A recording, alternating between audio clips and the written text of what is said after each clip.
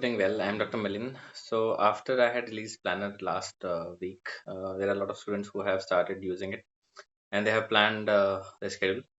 But definitely there are some difficulties they will face because following a timetable, following a schedule is not an easy task.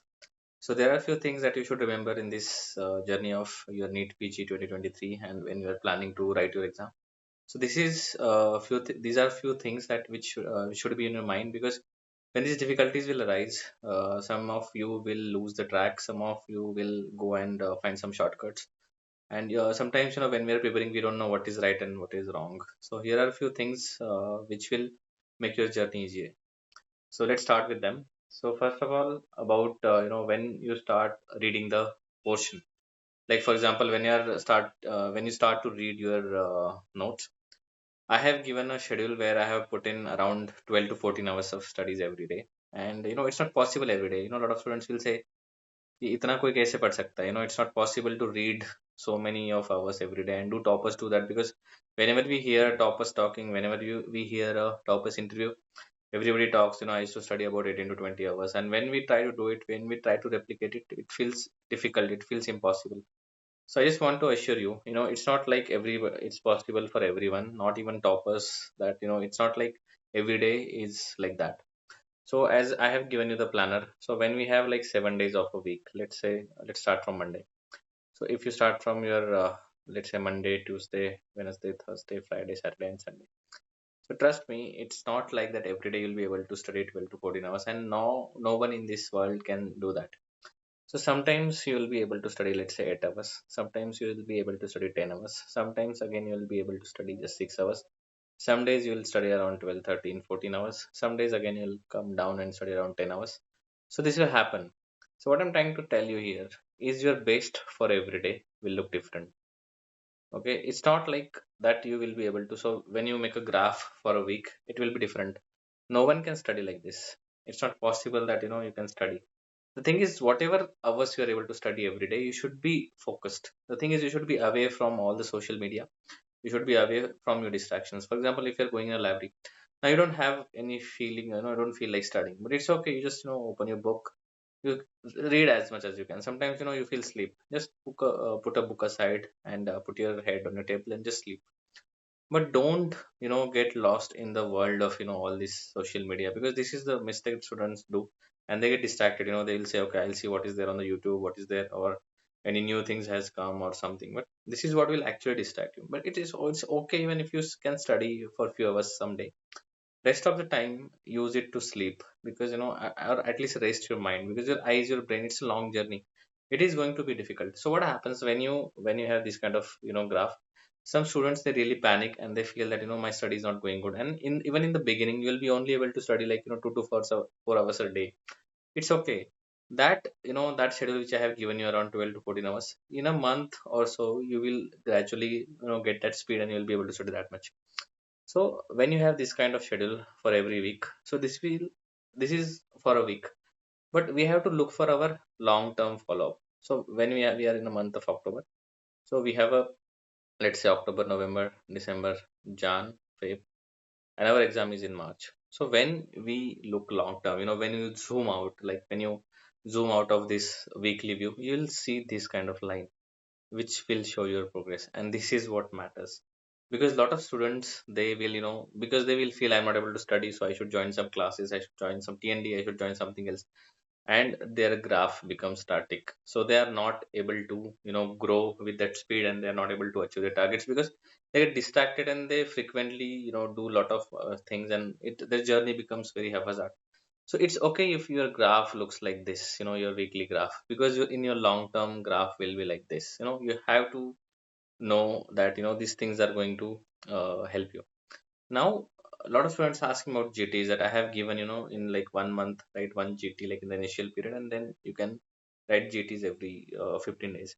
So there are definitely there are very biased, there are very divided opinion. Some students say give a lot of GTs, start as soon as possible. Some students say you can wait.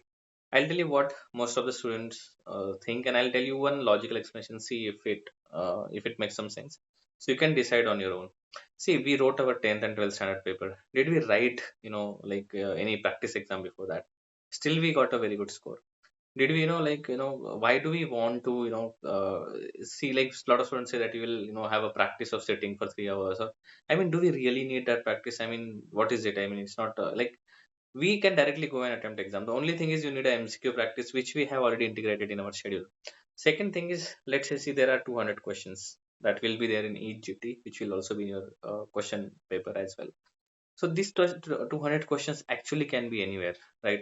For example, if you have, as I give the example of a well. So let's say this is a well, and this well has, water in it.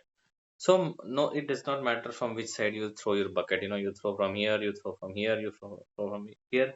You'll always get a water. So this is what happens when you have a good command on the subject. No matter how many GTs you give, no matter how GTs you give, you'll always have a good score. And I have seen students who consistently score 130 to 140 score in their GTs. They get a very good rank. I'm saying consistently, not like single GTs. But there are some students who give a lot of GTs without having any command on any subject.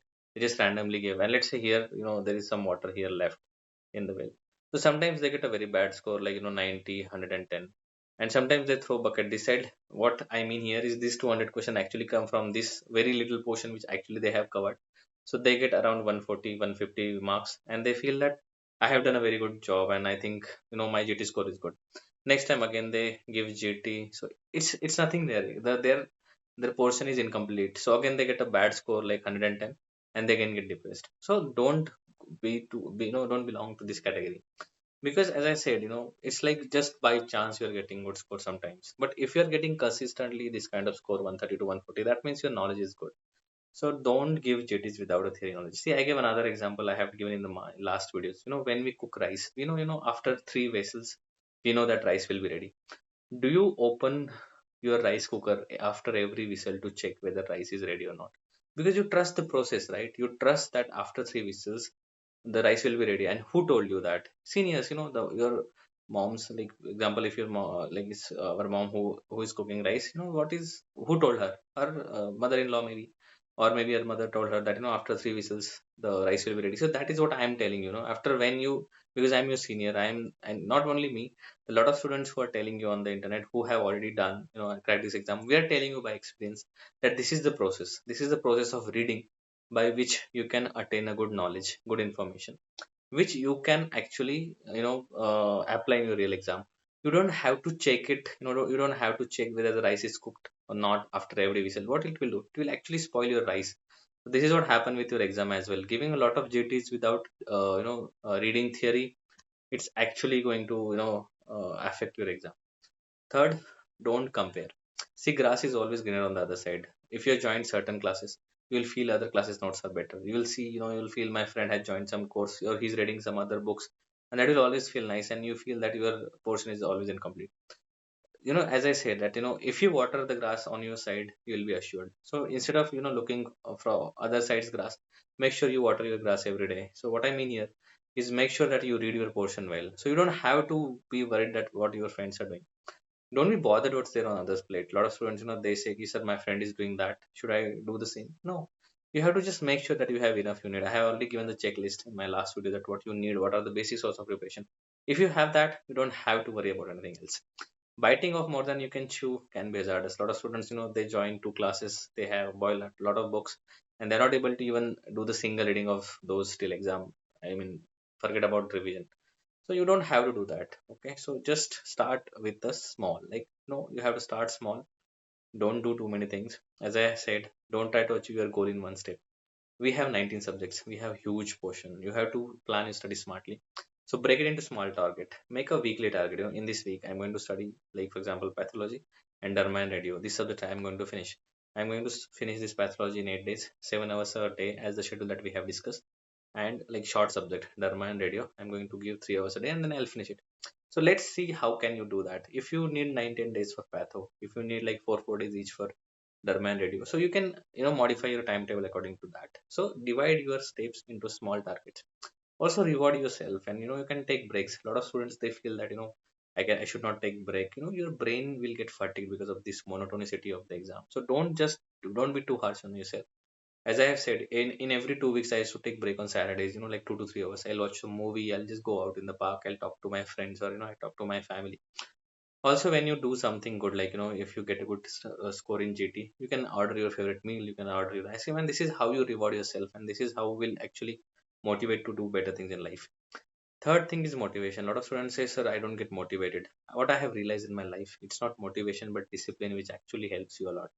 Because motivation will help you at a certain point, but discipline is going to make you sit there. If your schedule is like, I'm going to be in my library at 7, this is your discipline. If this becomes habit of your body, then you will get up at 6, you will get ready, and you'll be there on the study table at 7.